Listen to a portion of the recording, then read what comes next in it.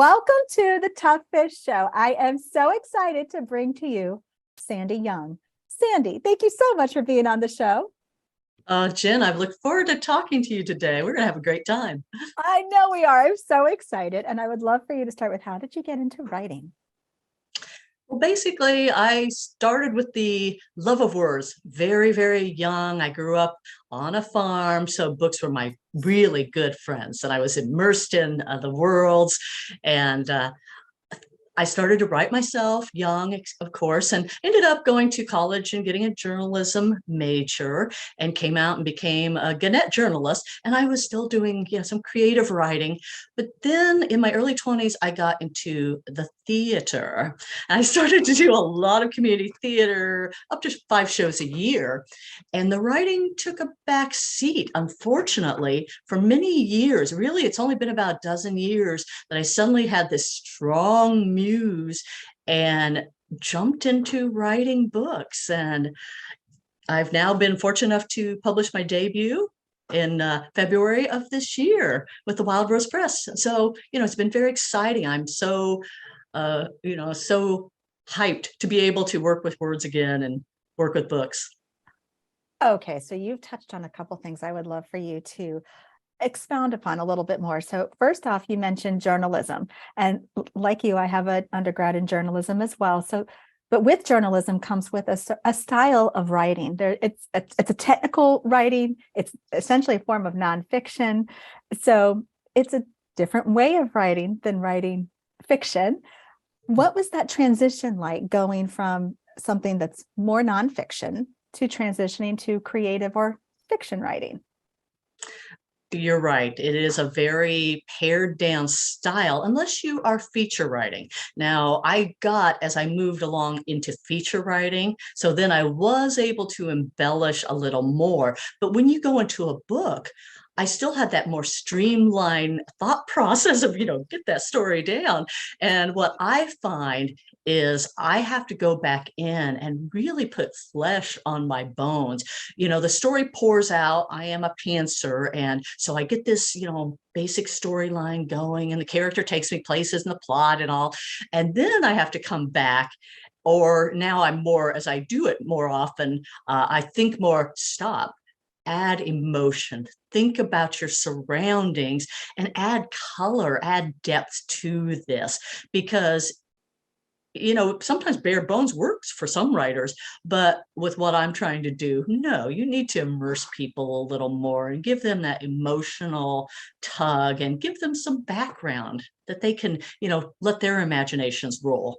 Yeah, you're writing historical fiction, so you really, and women's fiction, so you really need to, part of what you're talking about is the setting, the world that you're creating, especially with it being vintage in the sense. So, I mean, you're wanting them to experience things in that time, in that space as well. So, Right.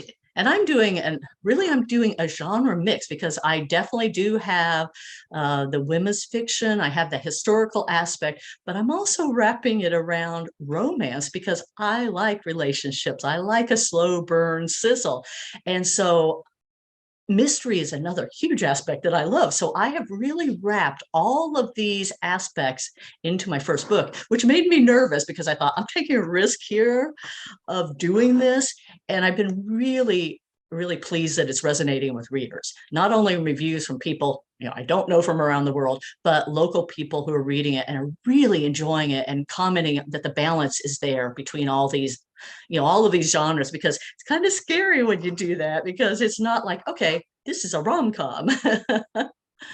right. No, but I hear what you're saying and the other thing that's speaking to me is the theater background coming into play, that background and your love of vintage, because I know that's I mean, as we're sitting here chatting, for those who are listening but not being able to see on YouTube, but what she has around her are like costuming. You can see vintage clothing and a vintage type setup to kind of just help you to feel like a little bit more into that space. So yeah, so would you talk a little bit about how you went about blending all of those and blending that love of vintage coming into play?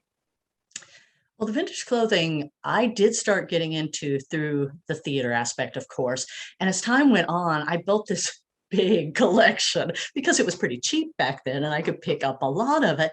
And, eventually, when I first had this grain of a story, I actually woke up from a dream and had an idea for a story.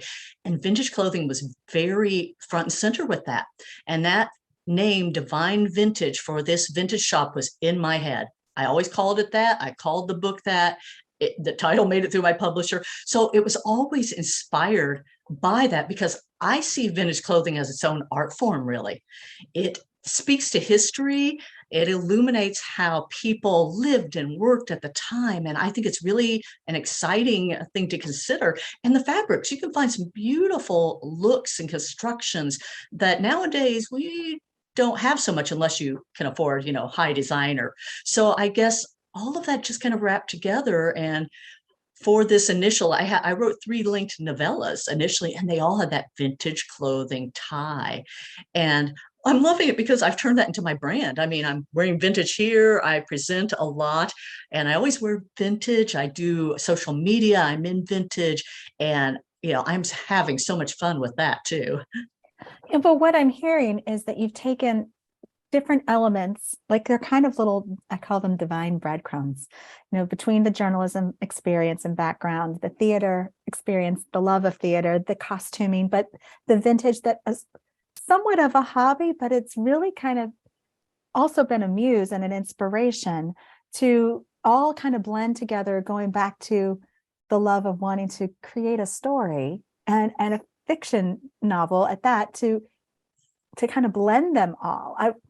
I think that that's beautiful. So you mentioned earlier, so like the idea hits, you get out the first pass. So it's really the skeleton, really. It's the structure, it's getting it moving to kind of see, and then going back through and adding in more detail.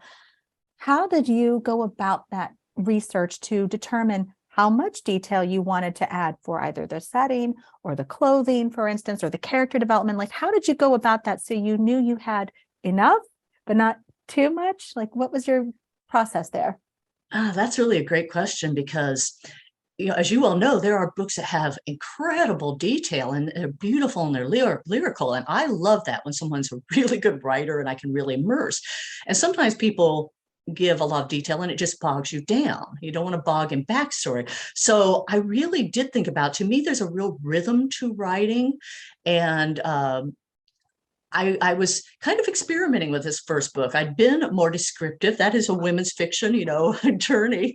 And I decided to make it a little snappier, fast paced. I was heading for this light paced, lighter edged read. And I thought, well, I'm just going to try to snap it up a little. So I pared that back.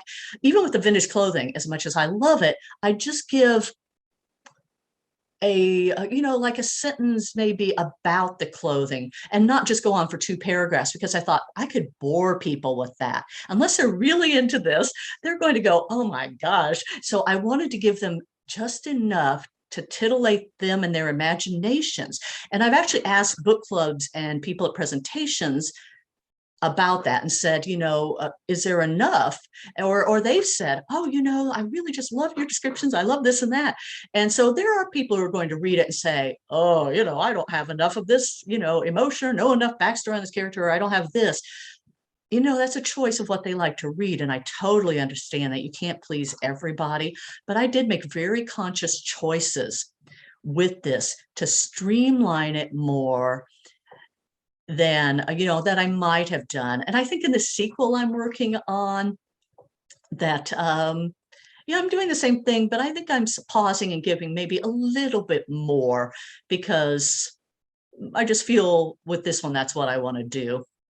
No, I understand. I follow where you're going and agree that sometimes, especially if it's a part of a series, laying down the groundwork in the first book to help build upon it also helps, because there are little seeds that are getting planted that'll start to germinate in a subsequent book. So sometimes you do need to put a little bit more in the beginning, or you've planted and then you're going to let it start to grow and blossom in a subsequent book. So I hear it sounds like you were being mindful of those opportunities, of those things in the book that you're trying to accomplish with your characters.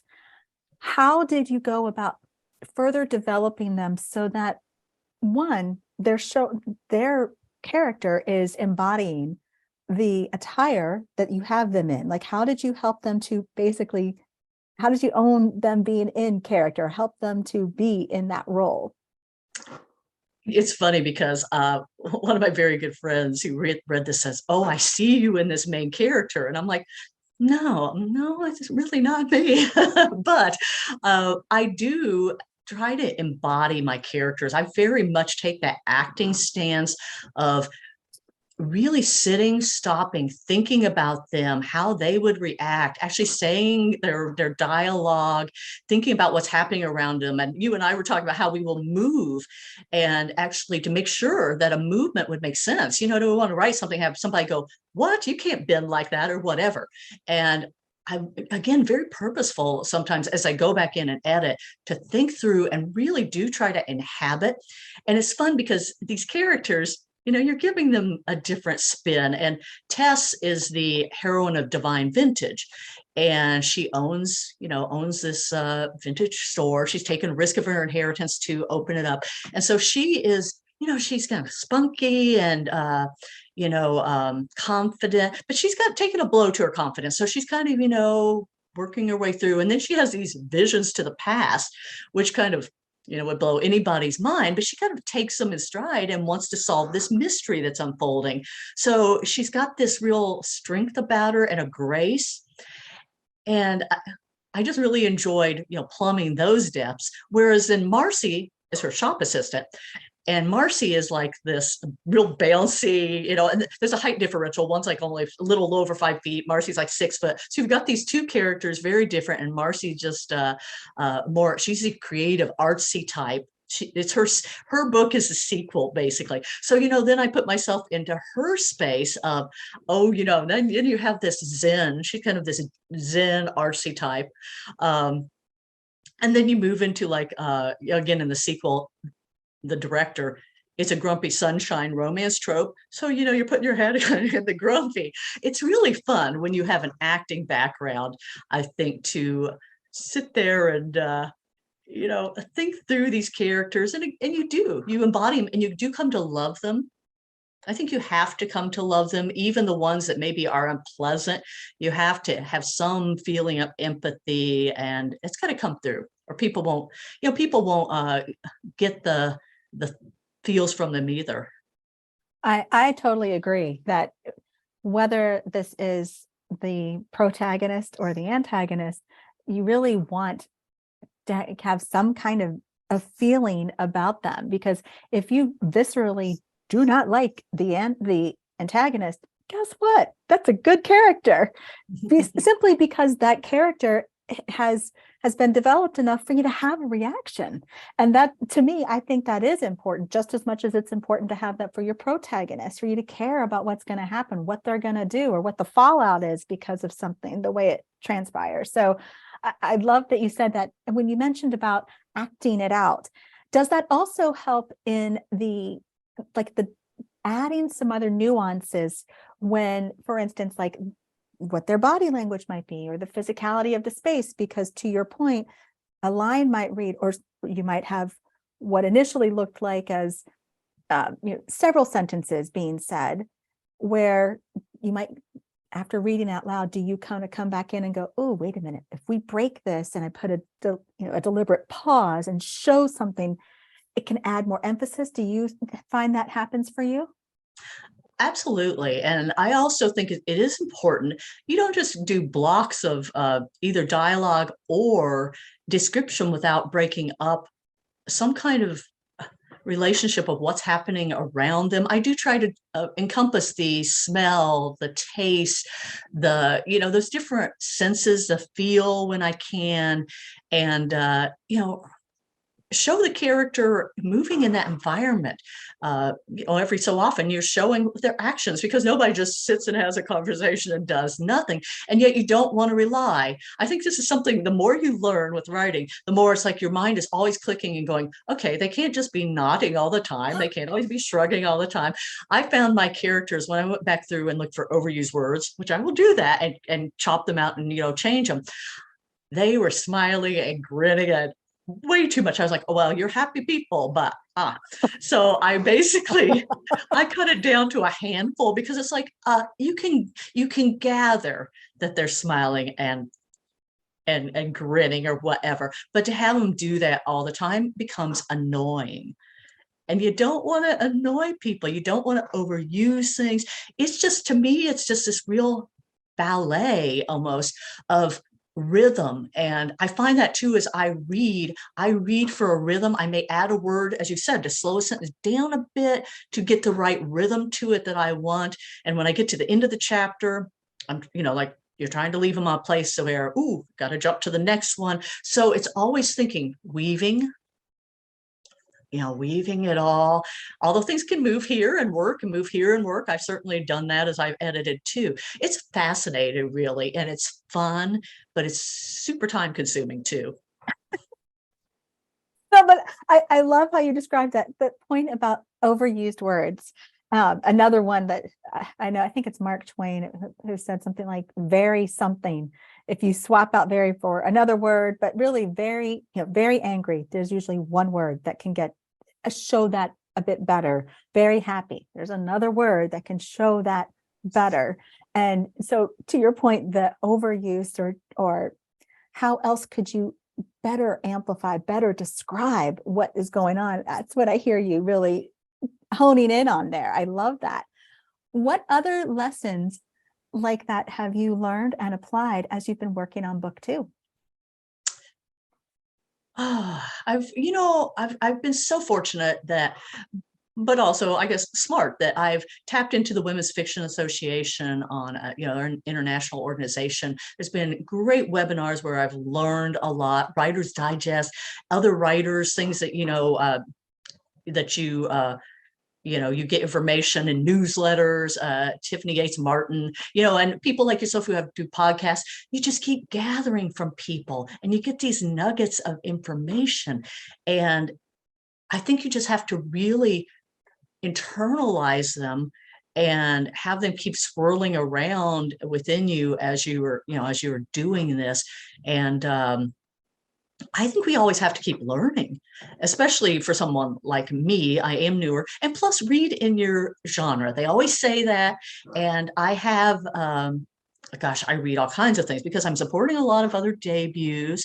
And there are certain genres I prefer, but I find myself reading across the board. But then I recently just read a new release that was a similar type of genre mix to mine, and I just loved it. And I think that is great when you do that, because then it's really doing a parallel to what you're doing. And I think it's really smart to kind of stop and think about that. How did they do this? You're not going to plagiarize or do anything like that, but you're going to get this feel. How did they do it and make it work and make me happy reading it, where I just stayed up late? I love that. Where I stayed up late and said, "Oh, it's still past midnight. Oh darn! I'll just have to read till 1 or something. Just one more chapter."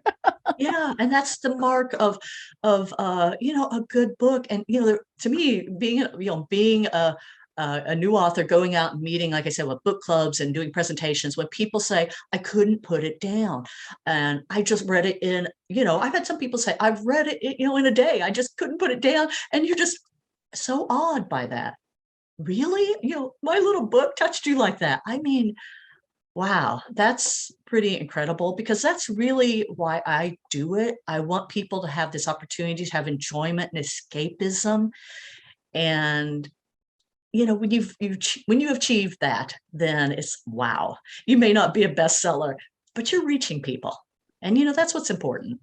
Yes, I love that you're reaching people. And that is what's important, because you may never know the ripple effect that what you've done, or that what you provided in that person's world at that time. You might have added some joy, or like you said, escapism. You might have created a mindset shift, depending upon what it was that you might not have, that you don't know what actually can end up happening, except for when you hear some feedback that says, thank you, or I really enjoyed this. Like you said, couldn't put this down.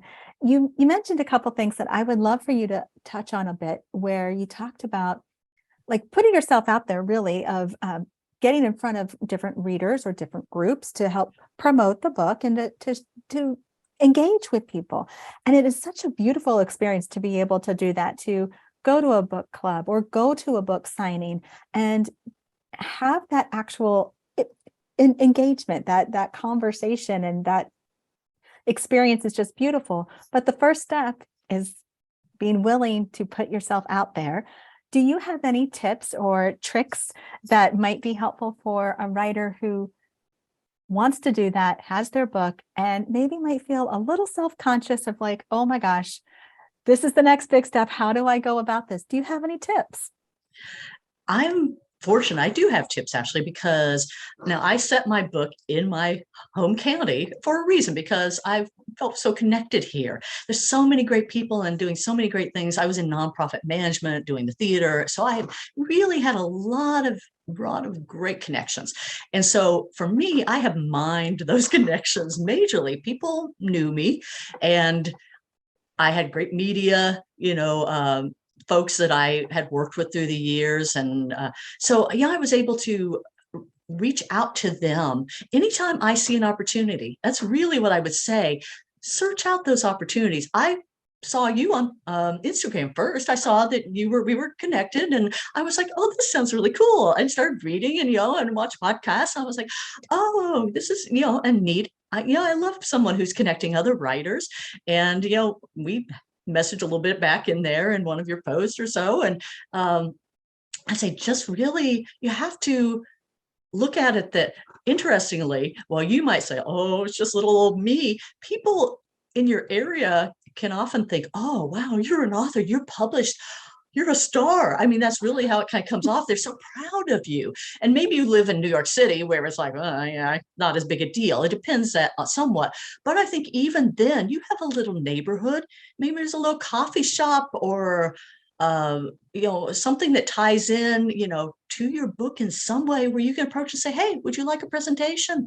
A local library. All of those things have opened their doors to me. And, I've just really made sure that anytime I see anything, I just make myself reach out to it, and it's paid off. I mean, I don't have a paid publicist, but over the last 8 months now, I guess I have done more than 50 different presentations and podcasts and articles and all kinds of things. And that's because I've hustled it. And I sell my books myself, as well as then people being able to get them online and all the outlets. I do a lot of sales myself and sign for people, and they love that. So I would just say to people, don't be daunted by that. Take that opportunity to reach out, and you may get a no or a ignore, but I think you're going to get folks who say, oh, please do come. Service groups. That's one of the things. I've spoken to the Lions Club and the Rotary, and they really, loved it. They're always looking for speakers, and other service groups are. So why not go in there? People love to hear about your publishing and writing journey. That's just one of the things. Even if you didn't write about the area, they are just kind of like, wow, they have questions. So, those are some tips that I would give people. Thank you. Thank you. Thank you for this. This has been such a fun conversation. Sandy, where can people connect with you? Where can they get your book? Where can they stay in the know for when book 2 comes? Well, I am on Instagram, of course, is Sandra Young _author. And I just got onto TikTok. I'm getting brave enough to do TikTok with that. I am at Facebook as well, under actually Sandy Young, and most active right now on Instagram and Facebook. I have a website, sandrayoungauthor.com, and I have examples of my vintage clothing on there that are in the book, which is kind of fun. And the sequel, I am in a polished, beefing up final phase to it. And 2023, I would say that Marcy, the shop assistant story, is going to get out there, and it's a standalone. It is the next jumping off point, but it's also standalone. Nice, nice. I am excited for you, and I am so glad you were on the show. Thank you so much, Sandy. This has been fun. It has, and thanks for the opportunity, Jen.